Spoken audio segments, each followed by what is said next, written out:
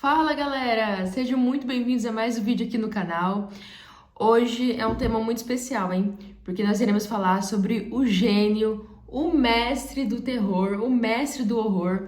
Nós vamos falar de Edgar Allan Poe e sua obra de contos e poemas. Pessoal, eu particularmente sou uma grande fã do Poe. A maneira como ele escreve, como ele foi pioneiro em todos os sistemas, é uma coisa assim que eu me apaixono. Então eu queria dividir isso com vocês e conversar um pouco aí sobre a obra dele, sobre a vida do Poe. Então, galera, eu quero começar assim fazendo mais uma contextualização sobre como foi a vida do Poe. E já quero adiantar para vocês que, infelizmente, ele não teve uma vida boa, ele teve uma vida assim muito infeliz mesmo. Mas assim, eu quero contar para vocês um pouco sobre a história dele. O Poe, ele nasceu em Boston, janeiro de 1809. Então, ele nasceu em Boston e ele foi o segundo de 3 irmãos. O que acontecia? Os pais do Poe, eles eram atores. A mãe era atriz e o pai era ator.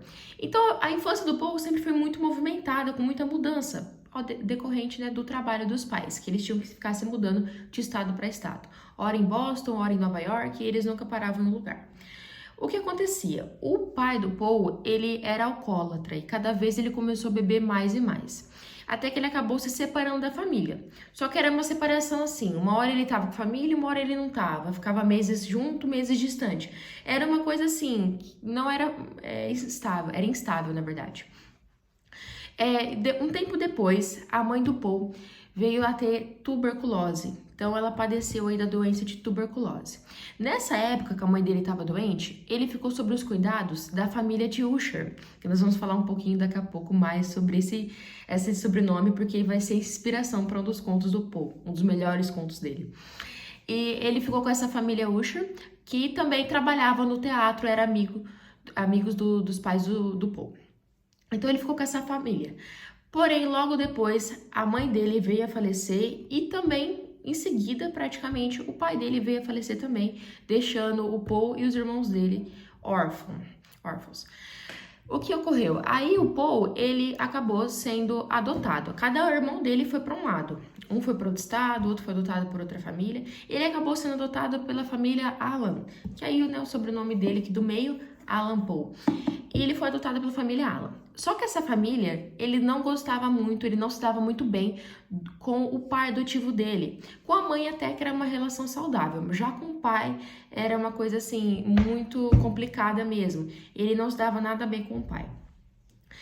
Entre brigas, intrigas e muitas coisas, ele acabou saindo de casa, ele decidiu não ficar mais junto com a família e voltou aí para Boston.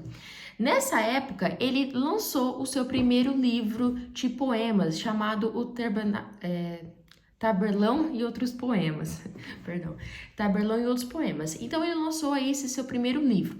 Porém, ninguém prestou atenção, ninguém deu bola pro livro do Poe. Ele estava sem dinheiro, porque o pai dele já não ajudava mais ele e ele não tinha como se manter. Nessa época, ele acabou indo pro exército como uma maneira de viver a vida. Então ele acabou indo pro exército e no começo até que ele foi bem no exército, ele estava conseguindo se manter de uma maneira agradável. Só que aí acabou que ele não se deu bem também por conta do dinheiro, mais uma vez, ele não tinha dinheiro para pagar a escola, depois ele não tinha dinheiro para pagar o quarto dele, as coisas que ele precisava, enfim, ele estava perdido. Nessa época, depois aí ele sai do exército e ele vai morar com o irmão mais velho dele. O que acontece, gente? Logo depois que ele foi junto com o irmão dele veio a falecer também. Mais uma tragédia na vida do Poe e mais uma morte que ele teve que lidar com isso. Então, o irmão do Poe morreu, mas foi nessa época, nesse momento, que ele decidiu virar escritor, porque ele teve essa decisão definitiva de ser escritor.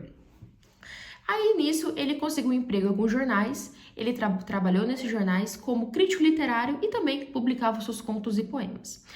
O que houve? Como ele era um crítico literário, ele acabava falando muito, né, criticando até demais alguns outros escritores, o que fez ele ganhar muitos inimigos. Gente, o Poe era repleto de uma pessoa, né, que gostava dele, naquela época ele era repleto de inimigos. O Poe, ele era casado também com uma prima dele, também não, né, só com ela, uma prima dele, a Virginia. Só que aconteceu, pessoal, essa é uma outra parte muito triste da vida do Poe. Eles eram casados, eles estavam felizes. O Poe até que teve algum sucesso, entre aspas, alguma fama com os contos dele, principalmente com o poema O Corvo, que a gente vai falar daqui a pouco. Quando ele publicou O Corvo, ele teve até, assim, uma relevância e conseguiu ter um dinheiro, uma fama. Bem entre aspas mesmo. Só que o que aconteceu é que a Virginia, ela acabou pegando tuberculose também, acabou padecendo de tuberculose da mesma forma que a mãe dele.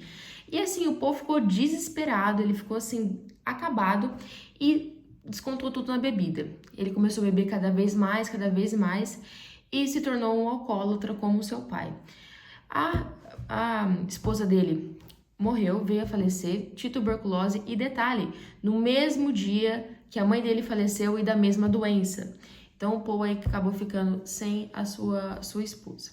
Cada vez ele começou a beber mais, uma decadência profunda, e até que ele foi encontrado numa taberna, que era tipo um bar da época, né? E ele acabou sendo encontrado nesse bar, inconsciente, todo estrupiado, com as roupas tudo rasgadas, roupas que nem eram dele, e ele estava inconsciente. Foi levado ao hospital, só que aí ele não resistiu, 4 dias depois ele veio a falecer. E mais uma coisa interessante é que a morte dele, assim como suas histórias, é repleta de mistério, gente. Até hoje, ninguém sabe exatamente do que o Poe morreu. Tem uns que falam que foi alcoolismo, mas tem colegas dele que falam que ele não estava bem na época. Tem gente que fala que foi meningite, mas ninguém tem laudo médico, naquela época nem tinha isso, né? E se teve, se perdeu. Tem gente que fala que foi suicídio, outros que falam que foi um assassinato. Enfim, tem inúmeras teorias até hoje e ninguém sabe ao certo o real motivo da morte do Poe. Pessoal, essa é uma breve contextualização, então, da vida e morte de Edgar Allan Poe. Agora vamos falar em si da obra dele. Começar falando aqui sobre essa edição, que é da Dark Side. Quem conhece a Dark Side sabe que as coisas deles, os livros deles, são incríveis e aqui não foi diferente, gente. Um livro, uma edição assim, muito bem feita mesmo. É em capa dura, aqui atrás nós temos o retrato do Poe. E a gente tem um livro assim, repleto de ilustrações também. Deixa eu chamar aqui pra vocês. Ó, cada capítulo novo, cada conto novo tem uma ilustração que retrata um pouco de como vai ser o conto. É uma edição muito linda, muito bem diagramada mesmo. Eles dividiram dessa forma o livro. Então, cada tema tem 3 contos. Eu vou ler para vocês. A gente vai começar pelo Espectro da Morte, que a gente vai ter O Poço e o Pêndulo, A Queda da Casa Usher, que eu vou falar, né, da família, enfim. O Baile da Morte Vermelha. Aí fecha o tema Espectro da Morte, que obviamente já pelo título, né, fala sobre a morte como pano de fundo e também como personagem. Que o Poe era obcecado pelo esse tema da morte, gente, obcecado. Depois a gente vai ter Narradores Homicidas, que temos o Gato Preto, o Barril de Amontilhado e o Coração Delator. Nós vamos ter também depois Detetive Dupin, com O Assassinato na Rua Morte, O Mistério de Marie Roge e A Carta Roubada. Esse é do detetive. Em seguida, temos Mulheres Héteras, que é Berenice, Ligeia e Eleonora. Aí, penúltimo, Impito Aventureiro. Aí a gente vai ter Manuscrito Encontrado numa Garrafa, O Escaravelho de Ouro e Nunca Poste a Cabeça com o Diabo. E por último, fechando aí o livro, nós vamos ter o Poema do Corvo. E é muito interessante, pessoal, porque a gente vai ter 3 versões. A primeira é em inglês original, versão original do Poe. E a gente vai ter tradução aí de grandes, hein? De grandes. Temos tradução de Machado de Assis e uma outra tradução de Fernando Pessoa. Então, ó, tem que ser grandes atores para traduzirem grandes autores, né? Não tem como. Então, vai ser dessa forma que o livro está dividido. Eu quero falar um pouquinho, assim, rapidinho, sobre os meus contos preferidos do livro. Assim, gente, é extremamente complicado você definir um conto. O melhor não tem como se definir, eu acho, na minha opinião. Mas tem como... Eu vou falar, assim, os que eu achei mais interessantes. Como eu disse, todos eles são bons. Você pode, tipo, fechar o livro, né, e embaralhar, assim, escolher um que vai ser ótimo. Não tem o que falar. Mas, assim, os que eu gostei pra caramba mesmo, assim, demais.